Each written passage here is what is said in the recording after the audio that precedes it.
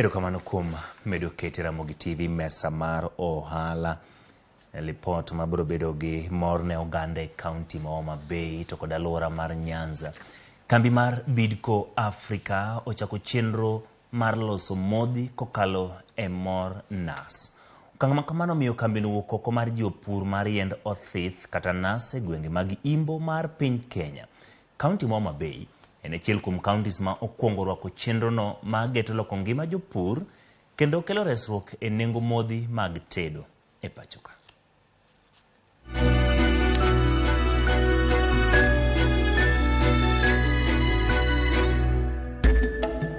Achiel kuom modhi mag tedo ma ji mathoth tiyo godo iloso kowuok kuom olemo mar yiend nas mong'ere kaka palm tree.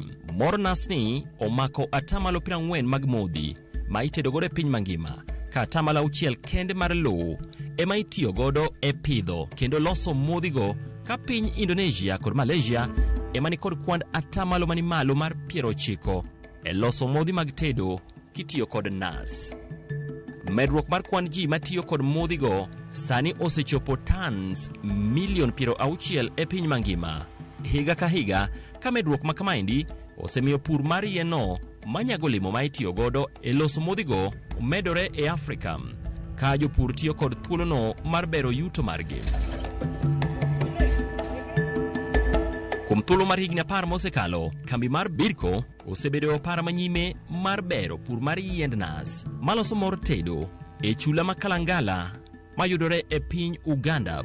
Bidco, in partnership with Wilma, have set up a company called All Palm Uganda Limited. It's a mix of the nucleus farm, which is owned by Opul, and lots of outgrowers, individuals who have turned in their own land, small plots of land. What this has done is it has provided, of course, economic transformation on the island. Chenro makamaendi osekelo lokruok e ngima Uganda masani omako motegno pur mar yien ni manyago olemo ma itiyo godo e loso mor tedo mani kod ber modhuro e del. When we came in 2003, the island population actually only about 15,000 people. But today, you can see about 75,000. The income for household, of course, improved a lot. The buildings here, they were all raised by Oil Palm Uganda Limited. News now is spreading in better. There's a good school there. Hope will construct a good school. Based on the demand for the country, we need actually annually 550,000 metric tons oil to the country. But for us in the island, only can produce 40,000 metric tons in a year. So meaning only about 9% of the require for the Uganda. Olemo mar nas ni kao maromo higni 4 kod nus mondo mi japur ochak buonjo.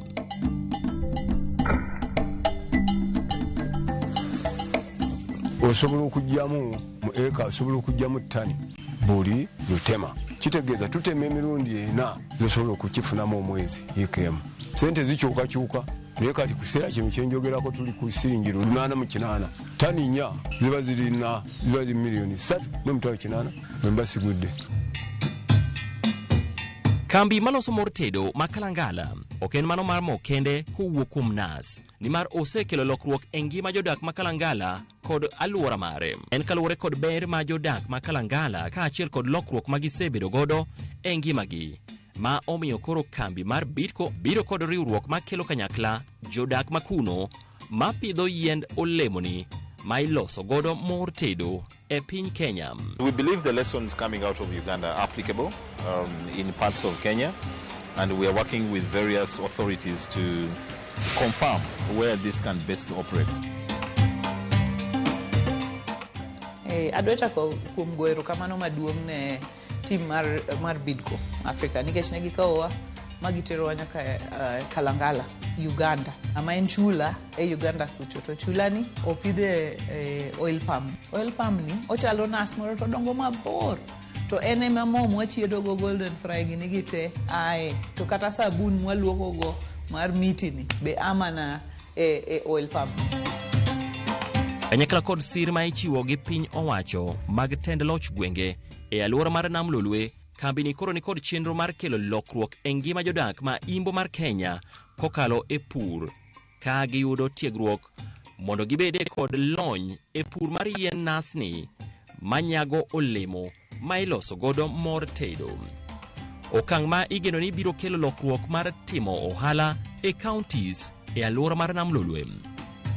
To oil palm kana wuoyo gi jo Kalangala dwe ka dwe kaluwore gi puothi kaka duong', jopur yudo machiegni gi $150 dwe ka dwe. Mano oingo msara kata mar jopuonj, oingo msara mar jomatiye sirikal, oingo msara chiegni mana romo gi msara mar profesa mapuonjo e university. Tiende ni en pesa ma kodonjo to loko ngima. Higni ipure to higni 4 tichako kae.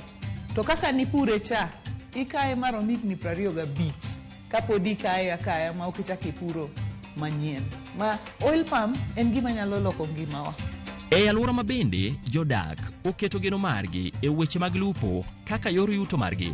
Bidco geto jolo jopur mondo mi odonjre e pur ma kamaendi mondo mi okony e kedo kod nok mar thuolo mag tije kendo kedo kod dhier e kid oganda. Kaunti ma Homa Bay ni kod kwan oganda maromo milion 1.13 ka pur mar yien ni manyago olemoni ma itiyo godo e loso mo tedo igeno ni biro keto kwan 40% mag oganda e tich ma achiel kachiel.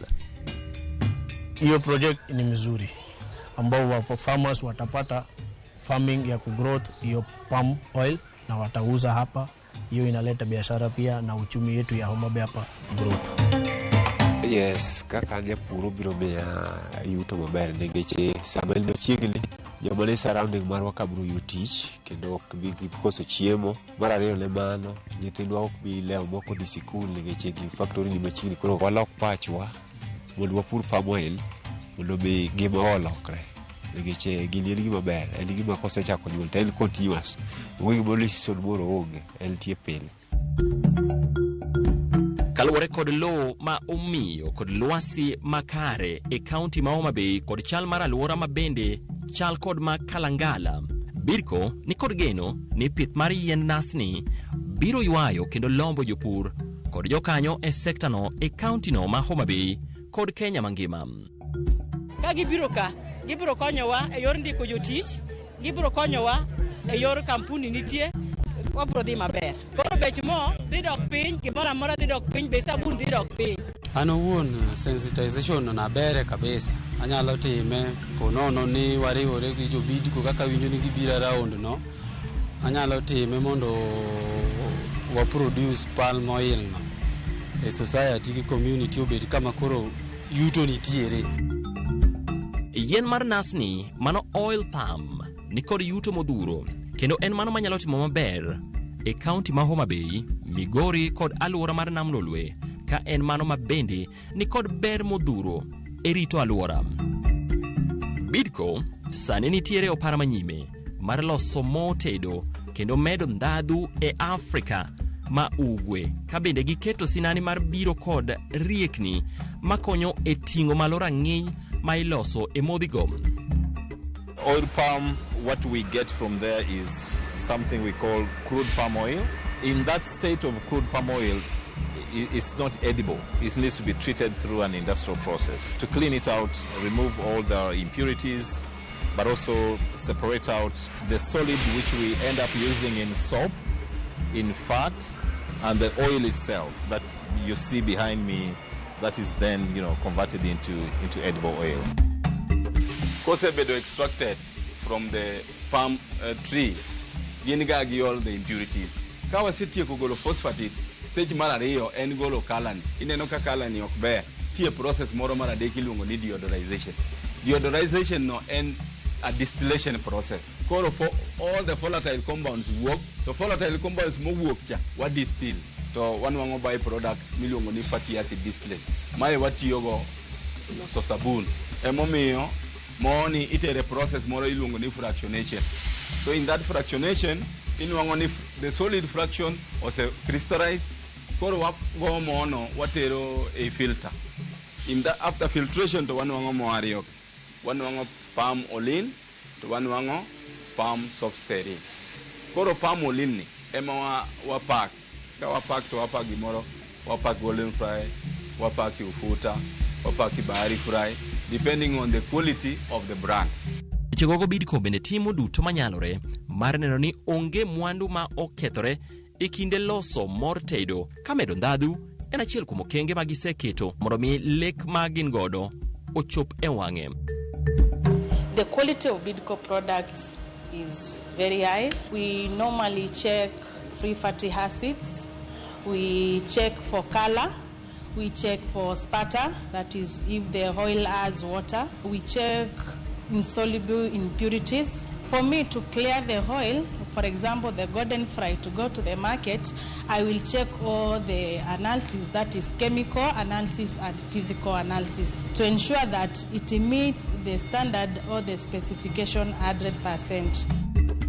Onge nok mar mo tedo e Kenya ka jolos mwandugo ni kod mo tedo moromo maromo tons milion 2.4 ka dwaro manitiere ochung' e tons milion 0.8 manyiso ni Kenya ni kod maloyo nyadidek kwan madwarore ka kambe 13 maloso mo tedo bende ondiko e tich maloyo oganda gana 100 gino ma osemiyo Bidco yudo puoch gi pak e piny mangima kowuok kuom jolos modhi mag tedo matiyo kod nas. I'm very proud of your achievement and I pray for the success of the whole entire group of Bidco. And we are here not to teach you.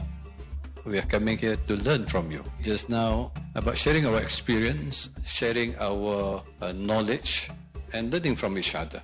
And from what I've seen, I think you have done wonderfully great things, what you have achieved from palm oil. You have converted everything into products. There's no waste. Jalup Prime Minister ma Malaysia ka loso ewi tiyo kod mor nas mar palm eloso mor tedo kod mo ma iwire makate ka sabunde kod mwandu mamoko gin mago ma iloso kowuok kuom mor nas no. This soft stearin, we use it in making white soap. We also use it in making deep frying fat. We blend and use to make it deep frying fat. What we see as the outcome is that you have an organization that is helping farmers turn their land into productive use. People's welfare and family incomes are increasing, but in the medium to the long term is to ensure that we copy what has been successful in Uganda and bring it to Kenya, so that more and more we are less reliant on imported inputs. Nonro mar science yango ni mor nas mar palm en mano ma oganda mathoth ohero kaluwore kod ber ma en godo e gero del kod ndhadhu ma omedo e chiemo. Ka jo Homa Bay opuonj ber matiyo gi salad, to tiyo gi mo mar agwela, ong'is gi ni mafuta ni bokonyo gi mondo duok tuoche piny kaka tuoche mek pressure gi tuoche mek chuny, to gibokao initiative to gibotime maber. Kasto be koti gi puothegi to puonj gi ber ma pidho gini to giyudo pesa ka gipidho gini nikech giuso ne factory mondo olos go salad, to be gibokao initiative. Bidco bende ni kod adieri ni jopur ohikore mar tiyo kod puothegi e yo makare. Chenro ma kamaendi en mano makende mokwongo mabiro konyo e jiwo jopur mondo mi omak motegno pur mar yien manyago olemoni ma itiyo godo e loso mor tedo, kendo geno nitiere ni gibiro neno ber kuom higni mathoth mabiro ka osechak ket okang' ma kamaendi e tim. An tichna apuroga niang', oduma, kaini kaskrop maber ahinya otimore nade onge kech oil gine niang' wan gi problem. Koro palm tree kokelnwago ang'e dhi konyowa mang'eny. Namba 1 ubiro ndiko na nyithindo. Namba 2 en gira makora dhi tiyo kaka tije manyocha tiyo ka. If Kenya still need this project, we are ready to move to Kenya. First thing, we need to see the land. Kowuoyo gi jopur mathurwa ni gima naneno Uganda kaka naneno ka gipuro oil palm, aneno ka en gima nyalo loko ngima jowa kendo nyalo loko e okang' mamalo. Omiyo obro biro progo mbaka kodu malach kaka wanyalo donjo e pur mar oil palm ni. To kendo en pur ma ibo mi support mi kaka inyalo pure, kaka wanyalo timo, to mondo wane kaka wanyalo timo kanyakla mondo wapur. To mae dhi loko ngimawa. Ok mana Homa Bay kende, to kata mana jowa mamoko manie e dho nembewa kochakore e Lake Region te. Wanyalo puro oil palm. Wadonjuru e wach mar oil palm ni wane ka wanyalo kelo lokruok.